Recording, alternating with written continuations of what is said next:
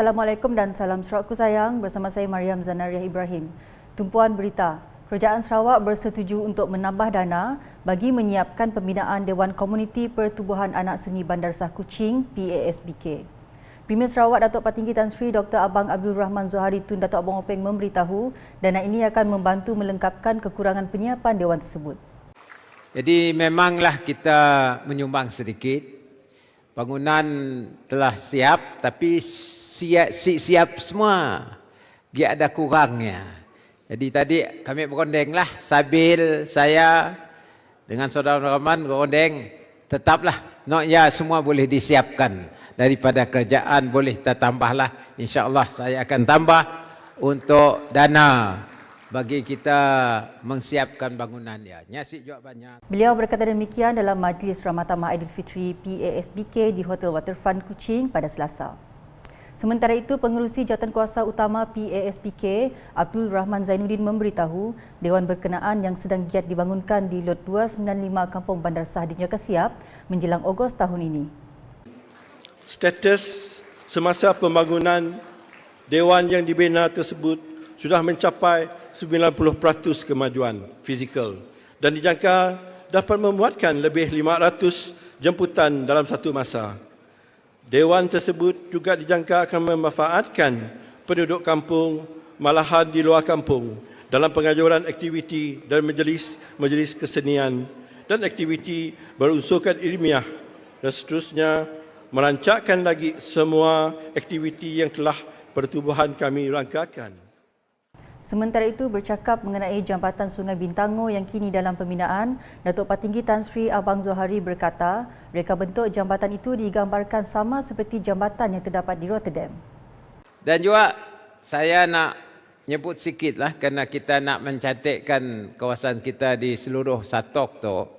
Saya minta kerjasama waktu tu kita pergi molah jambatan baru Sungai Bintango.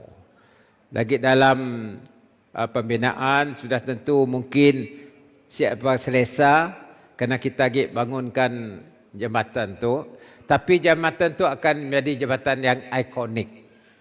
Desainnya sikit enggak saya dapat nanggal tempat yang saya lihat ada jambatan kedak kita ya, ialah di Rotterdam. Kedak jambatan di Rotterdam.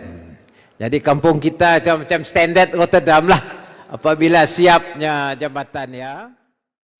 Laporan seterusnya, Kerajaan Sarawak melalui pelaksanaan Strategi Pembangunan Pasca COVID-19 PCDS 2030 yang telah dilancarkan oleh Premier Sarawak akan terus berusaha untuk membangunkan kemudahan hubungan jalan raya di lawas secara holistik tanpa perlu melalui negara Brunei menerusi Sarawak Link Road. Timbalan Premier Sarawak Dato' Amar Awang Tengah Ali Hassan berkata, selain memfokuskan hubungan jalan raya utama yang menghubungkan negara Brunei melalui lebuh raya Pen Borneo, Sarawak Link Road kini sudah dalam pelaksanaan pada peringkat fasa pertama iaitu dari simpang terusan Lawas ke Miri. Dan kita juga akan melaksanakan pembangunan jalan raya daripada sempadan Indonesia dengan Malaysia. Di Beklalan itu dengan Longbawan di sebelah Indonesia. Untuk menghubungkannya. Dan ini penting, saudara-saudara sekalian. Kita dengan negara Brunei Darussalam, dengan Indonesia, bukan sahaja kita mempunyai hubungan antara kerajaan dengan kerajaan yang begitu baik, yang begitu mesra, tetapi kita mempunyai hubungan keluarga, hubungan antara rakyat dengan rakyat itu begitu baik malahan. Beliau berkata demikian semasa berucap dalam Majlis Ramadhan Aidilfitri Persatuan Anak Jati Lawas di sebuah hotel terkemuka di Kuching pada Selasa. Sehubungan itu, beliau menambah perancangan tersebut dapat meningkatkan hubungan diplomatik antara negara jiran serta meningkatkan pembangunan untuk kepentingan semua pihak dengan perancangan untuk menjadikan Baklalan dan Longbawan sebagai sebuah pintu masuk antarabangsa. Kita juga akan meningkatkan kemudahan-kemudahan seperti bekalan elektrik. InsyaAllah by the year 2030 Lembang dan Lawas akan dapat disambung kepada our state grid. Kita akan meningkatkan kemudahan bakalan air. Yang amat berhormat Premier kita untuk Lawas saja sudah meluluskan hampir 400 juta ringgit untuk kita nak extend the coverage of water supply. Coverage water supply kita di Lawas ini. Selain itu, Dato' Amar Awang Tengah turut menyeru masyarakat di Lawas untuk menggiatkan diri dalam bidang keusahawanan untuk merancakkan lagi ekonomi terutamanya dalam sektor pelancongan dan pertanian menerusi ekonomi baharu dan ekonomi digital. Berita selanjutnya, seperti negeri-negeri lain di Malaysia, ekonomi Sarawak turut terkesan disebabkan penularan wabak COVID-19. Menurut Timbalan Premier Sarawak Dato' Amar Awang Tengah Ali Hassan, dalam usaha memulihkan semula ekonomi serta pendapatan negeri ini, Kerajaan Sarawak telah memperkenalkan strategi pembangunan pasca COVID-19 PCDS 2030 yang bermatlamat menjadikan Sarawak maju menjelang 2030. Katanya ini termasuk memberi penekanan kepada kemakmuran ekonomi, keterangkuman sosial dan kelestarian alam sekitar. Dalam pada itu, beliau menyeru agar semua rakyat Sarawak dapat memainkan peranan untuk memastikan PCDS 2030 mencapai matlamatnya dan Sarawak mampu mencapai status negeri maju serta berpendapatan tinggi menjelang tahun 2030. Dato' Amar Awang Tengah berkata demikian dalam perutusan Hari Gawai 2022 pada Selasa. Manakala timbalan Premier itu turut berharap hubungan baik antara kaum di Sarawak terus dierat dan dipertingkatkan lagi demi kemakmuran bersama. Beliau menjelas lanjut, semangat perayaan Gawai ini akan dapat mempertingkatkan lagi hubungan baik antara semua kaum walaupun berbeza dari segi kepercayaan agama, budaya dan latar belakang. Dalam kesempatan itu, Dato' Amar Awang Tengah menggesa mereka yang menyambut Hari Gawai agar menggunakan peluang ini untuk balik ke kampung atau rumah panjang masing-masing bagi menyambut perayaan ini bersama ahli keluarga dan sanak saudara dalam suasana penuh kemeriahan.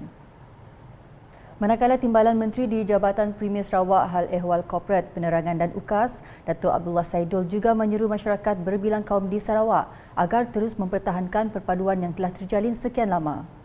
Ujarnya, keharmonian kaum adalah aset bumi Kenyalang yang sangat berharga dan harus dikekalkan. Persefahaman, kemesraan dan keakraban antara berbagai kaum di bumi Kenyalang telah tersulam sejak sekian lama.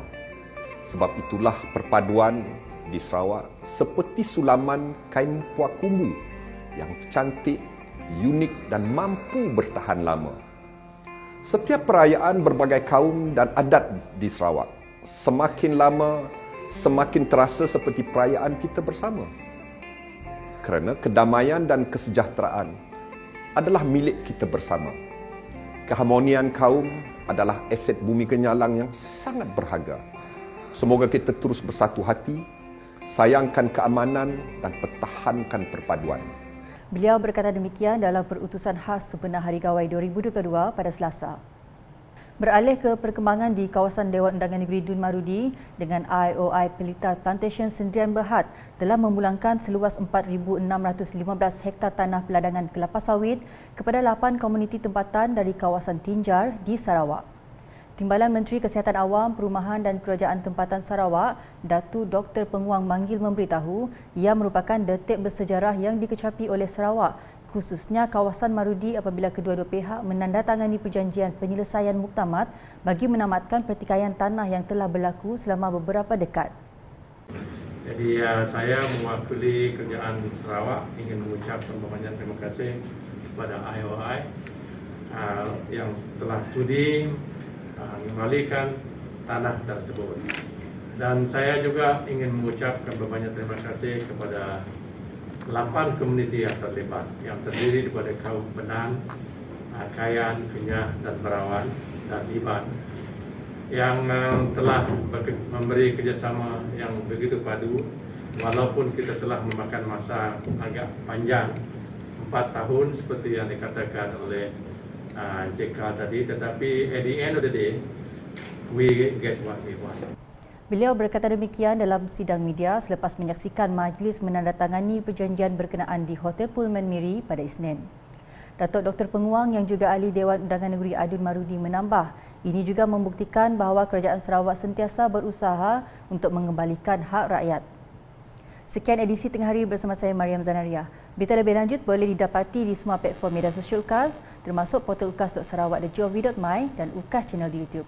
Sebelum berakhir, kami warga UKAS ingin mengucapkan selamat menyambut Hari Gawai, Gayu Guru Gerai Nyamai, kekal patuhi SOP dan berhati-hati dalam perjalanan menuju destinasi. Salam UKAS.